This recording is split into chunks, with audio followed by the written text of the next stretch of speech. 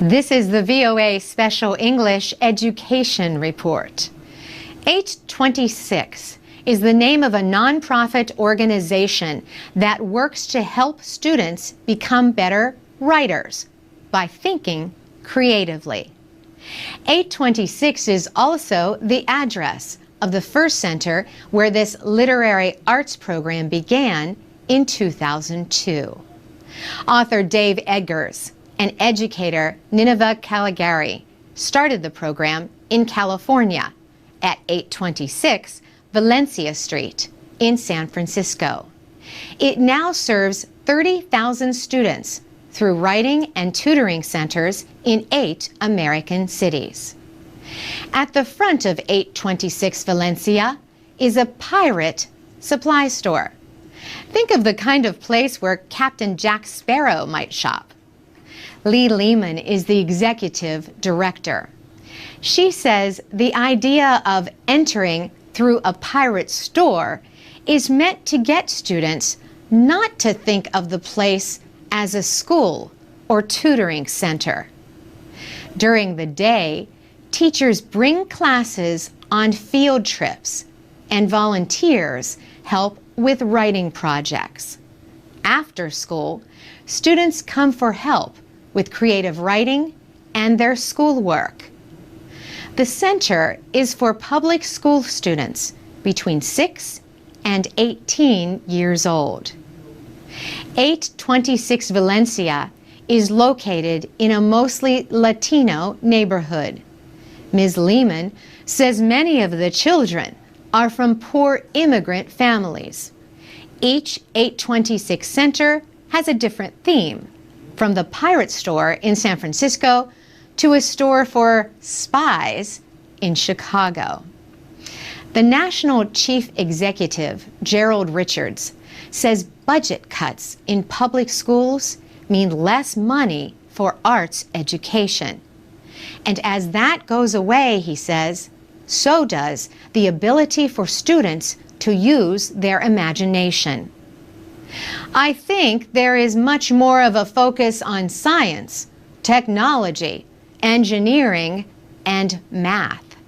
There's a lot of focus on testing, and a lot of the teaching that's going on in schools is focusing on the test and passing the test, rather than thinking about how do we get kids to think. Lee Lehman says 826 builds confidence. Students can publish and sell their work at places like the Pirate Supply Store and on the internet. In 2010, the programs across the country published 944 volumes of student writing. Ms. Lehman says students are proud when their writing gets published. One of the students in San Francisco, Sofia Marquez, says, I get to use my imagination. That's why I like writing. You can watch another video about the program in San Francisco at voaspecialenglish.com. You can also find texts, MP3s, and activities to read, listen, and learn English. For VOA Special English, I'm Carolyn Presutti.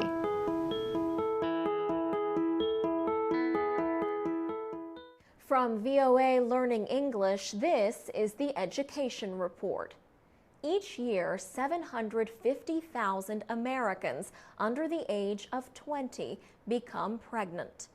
The United States has one of the highest rates of teenage pregnancy among Western industrialized countries. New York City has an especially high rate, with about 20,000 teen pregnancies each year. Since 1984, the Carrera Adolescent Pregnancy Prevention Program has worked to reduce the birth rate for teens. The program has worked with the Children's Aid Society, which operates after-school activities for young people. The sex education effort starts with children who are 10 and 11 years old. But sex education is only part of the effort. Psychologist Michael Carrera launched the Pregnancy Prevention Program 29 years ago. He says efforts to reduce teen pregnancy rates must help young people see themselves as successful adults. He says success is more likely when young people believe that good things are going to happen in their lives. Then they take steps to reduce the risk of teen pregnancy on their own. The program includes sports training, art classes, part-time jobs, and help with banking. Healthcare is also available, as well as advice on education. Young people in the program have 50% fewer pregnancies than other New York teenagers from similar at-risk backgrounds. Michael Carrera is now in his 70s. He says he is still excited to come to work. His program reaches about 4,000 students in 12 states. The Obama administration has recognized the program with a Social Innovation Award. In 2010, the administration ordered that federal money for sex education only go to programs that are proven to be effective. For VOA Learning English, I'm Alex Villarreal.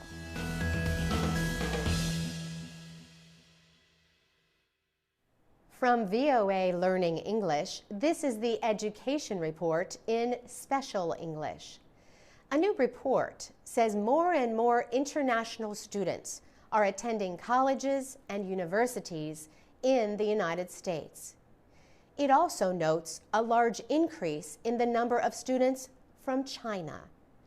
These findings are from the latest edition of the Open Doors Report.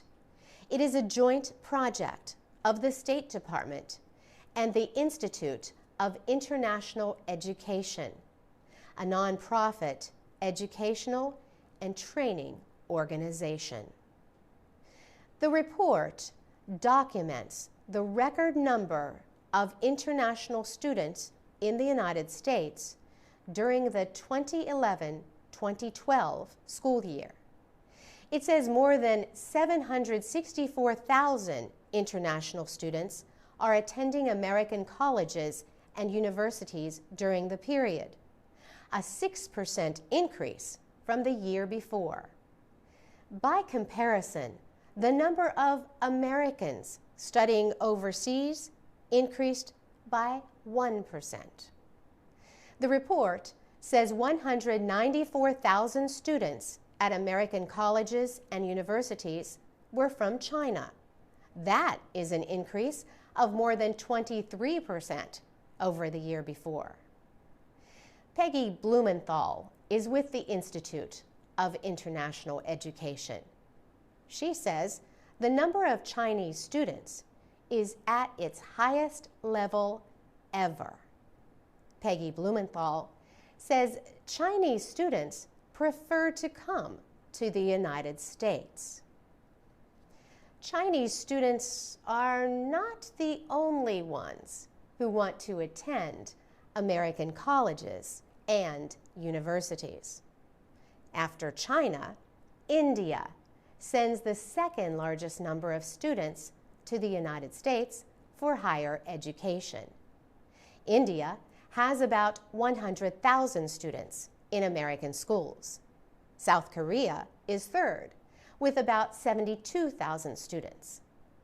Peggy Blumenthal says the advantage of higher education in America is that it is a very big and very diverse system.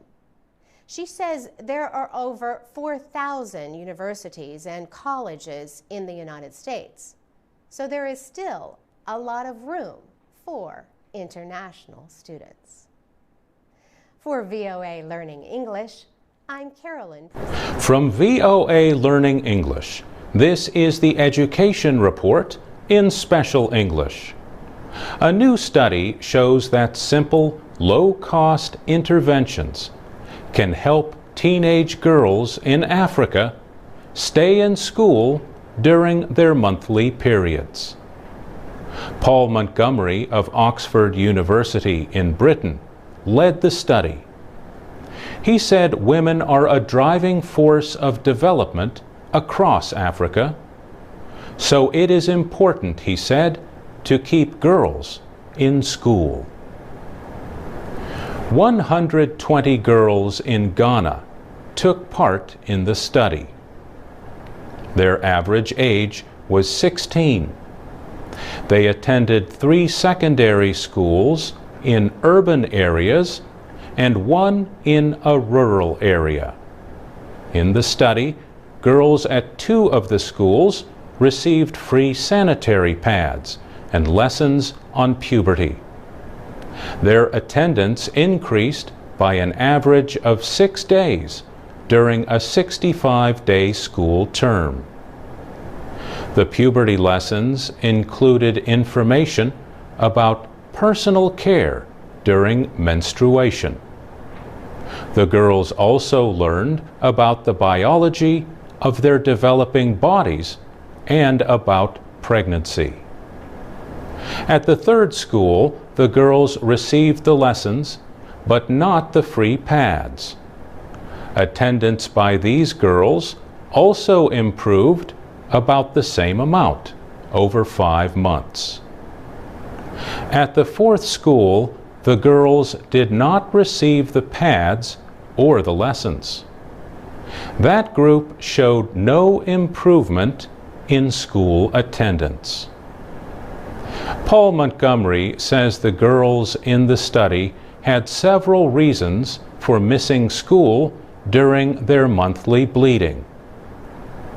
A majority expressed embarrassment about the changes in their bodies. Paul Montgomery says the interventions might not only keep girls from missing school, but also reduce teen pregnancies. The Public Library of Science published the study in its journal PLOS One. A larger study is taking place in Uganda until 2015. For VOA Learning English, I'm Mario Ritter. This is the VOA Special English Education Report. President Obama signed legislation in August to provide $26 billion to the states for education and health care. The measure includes $10 billion for education and $16 billion for Medicaid, the joint state-federal government medical program for the poor.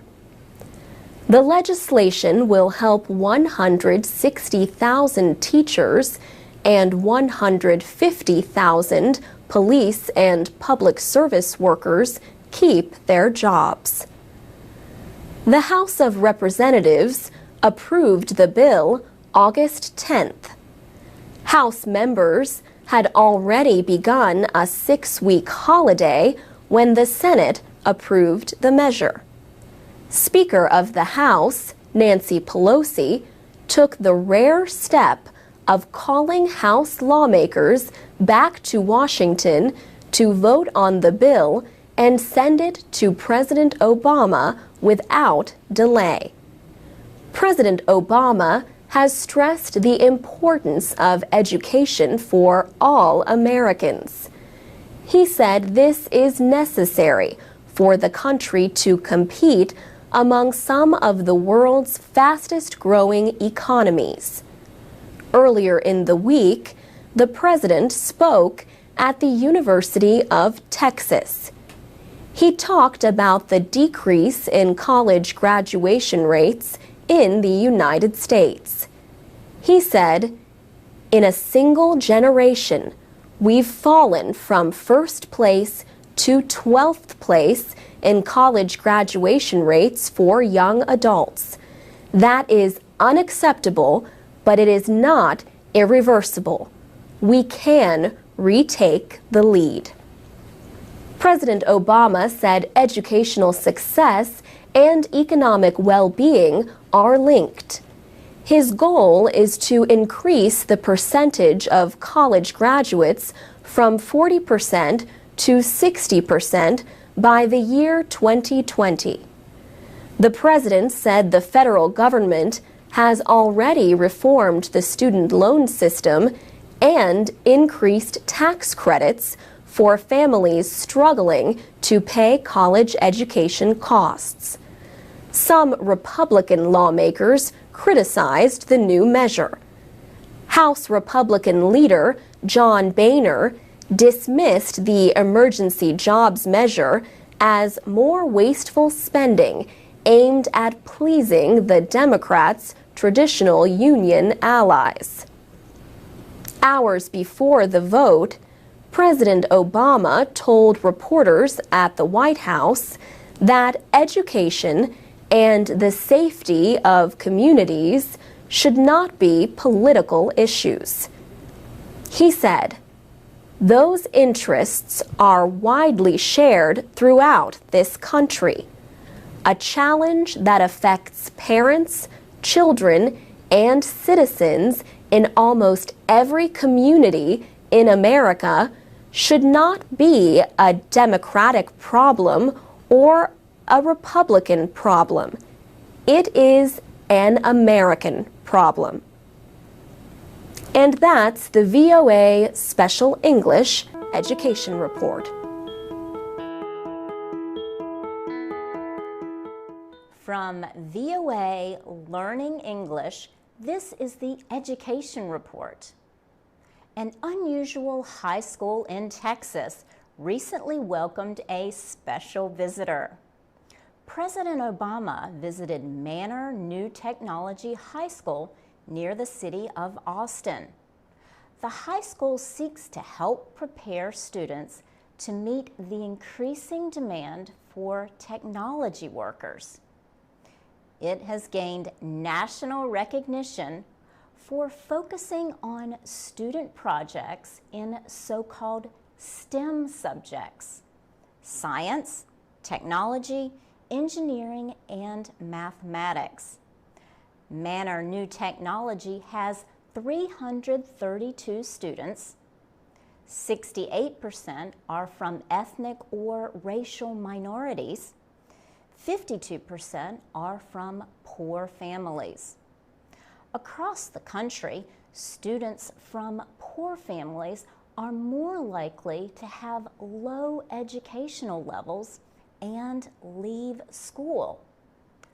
But the Texas school sent 97% of its graduates to college in 2011 and all of its graduates in 2012. Most schools, however, do not have the financial support that Manor New Technology receives. It gets help from private organizations as well as state and federal funding. Technology schools are sometimes criticized for not paying enough attention to the arts and social sciences. But supporters say more money should go into STEM programs that will provide people with jobs. University of Texas professor Jeremy Surrey says workplace success depends on good communication and an ability to work well with others as a team. He says an understanding of cultures is important. For instance, some students at Manor New Technology High School reconstructed early Egyptian tools used to build pyramids. They learned about the engineering involved. But they also studied the social and cultural atmosphere of that time. For VOA Learning English, I'm Laurel Bowman.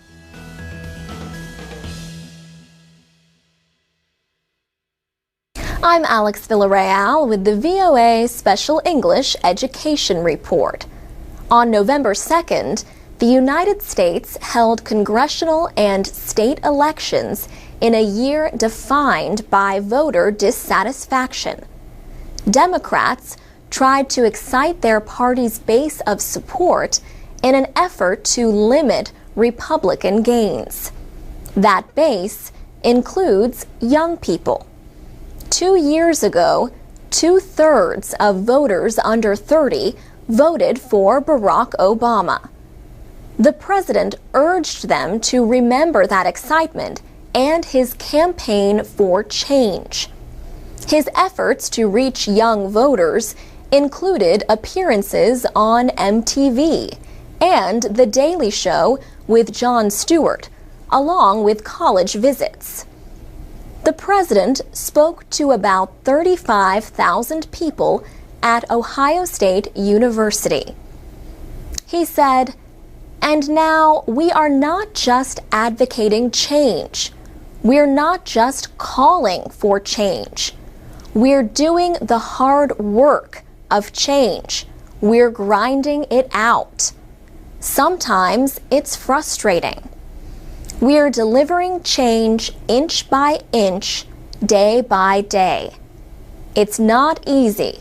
Believe me, I know it's not easy." Zach Howell, president of the College Republican National Committee, could have said the same thing 2 years ago. But he said this year was completely different.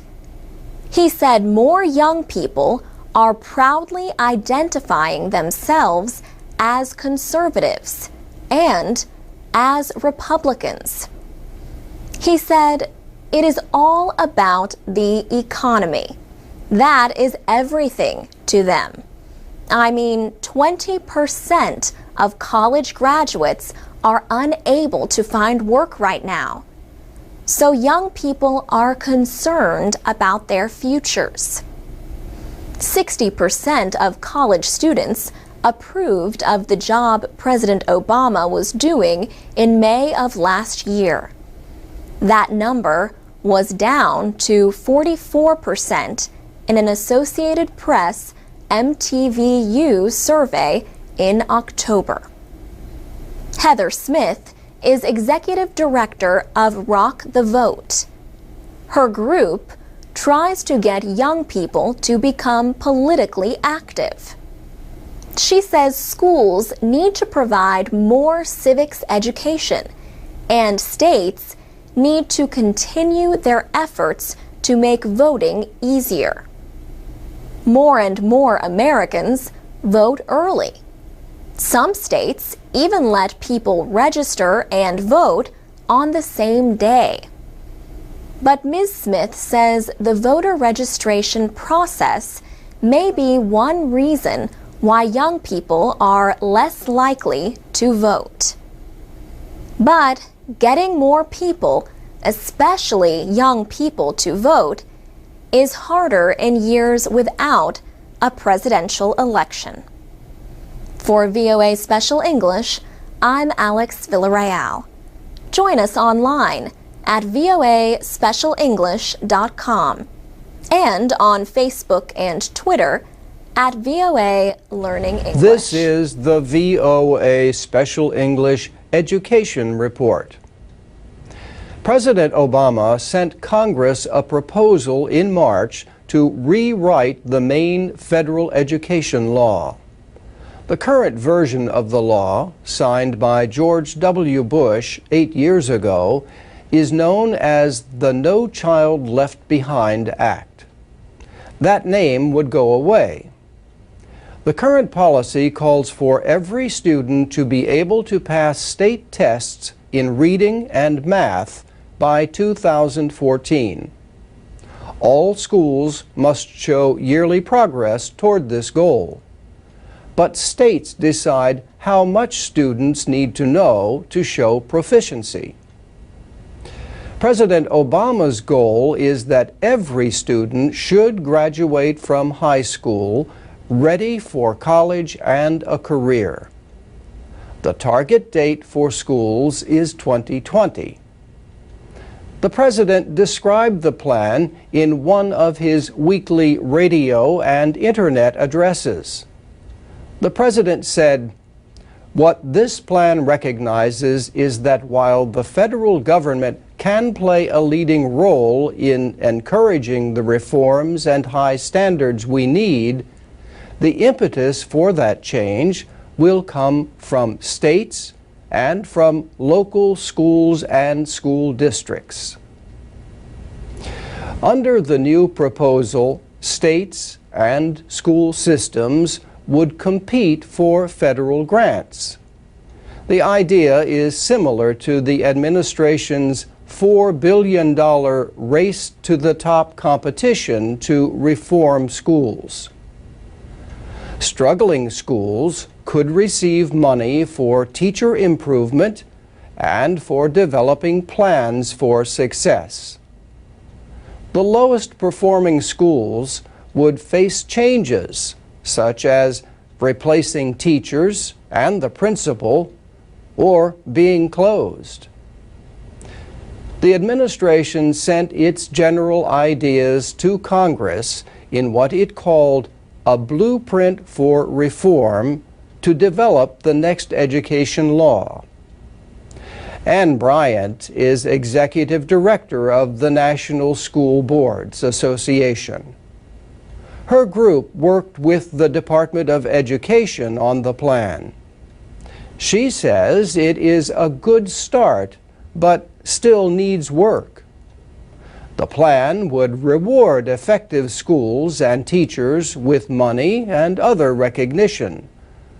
But leaders of the nation's largest teachers' unions criticized the administration's blueprint.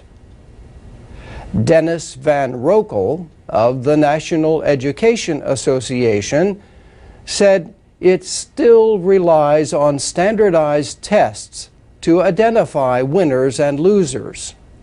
He also expressed disappointment that states would have to compete for money.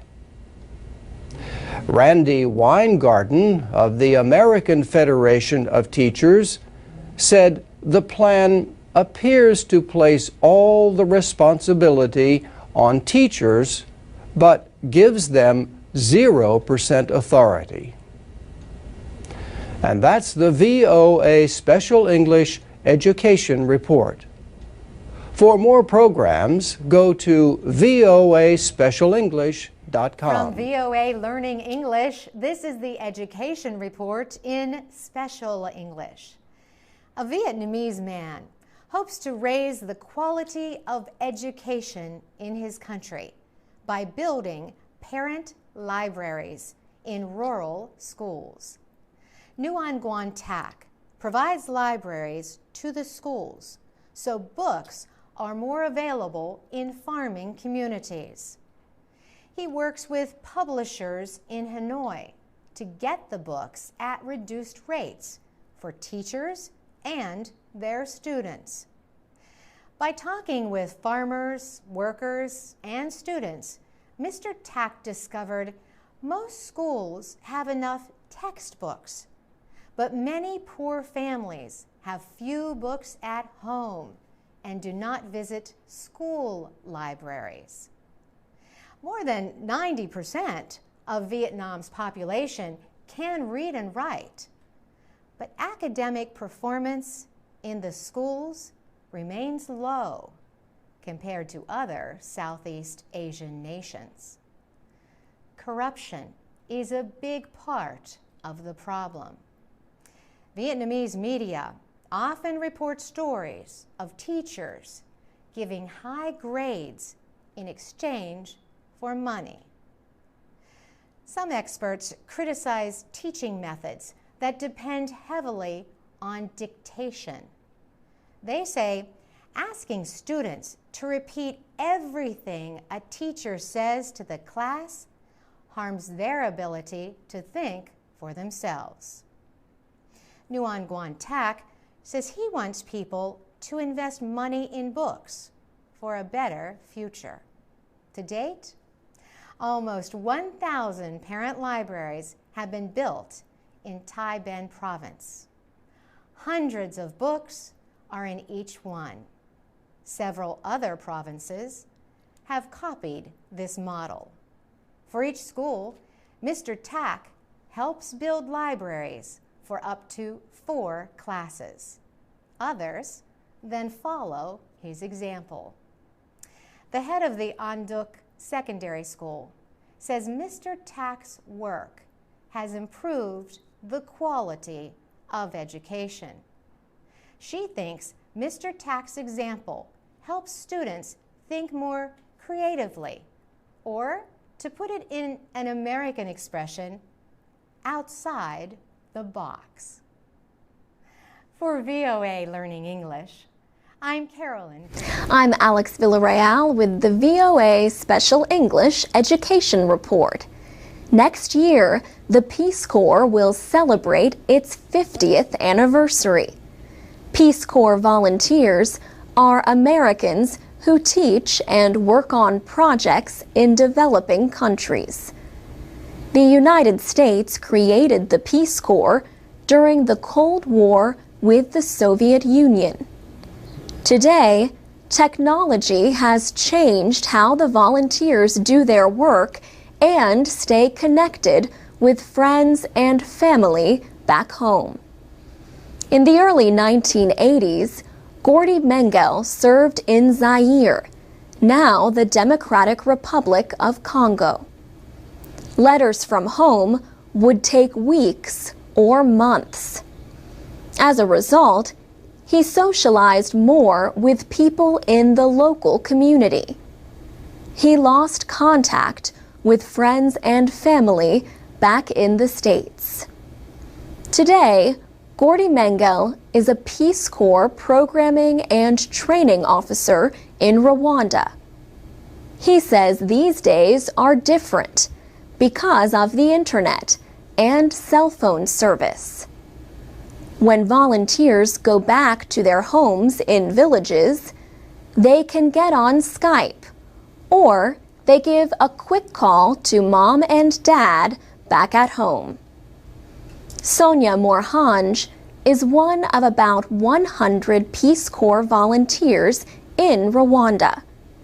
She talks with a friend in California on Skype, an internet calling service. She talks with her mother on the phone and emails her father. She says, "I can't imagine having been a Peace Corps volunteer in the 70s or the 80s or even the early 90s. I'm just so used to everyone having a cell phone that works internationally. I'm very, very lucky in the fact that where I live, I have wireless internet, and that makes it a lot easier." Peace Corps volunteers receive a living allowance and other benefits in return for 27 months of training and service. John Reddy is the country director in Rwanda. He says fairly easy access to the internet means that volunteers can do more than just call home. They can research subjects to help their communities. And through the Peace Corps Partnership Program, they can get donations online for their projects. But John Reddy admits he sometimes misses the old days, before the internet and good phone service. He says volunteers had more independence then. You can comment on this story and find other education reports online at voaspecialenglish.com. You can also find us on Facebook, Twitter, YouTube, and iTunes at VOA Learning English. For VOA Special English, I'm Alex Villarreal.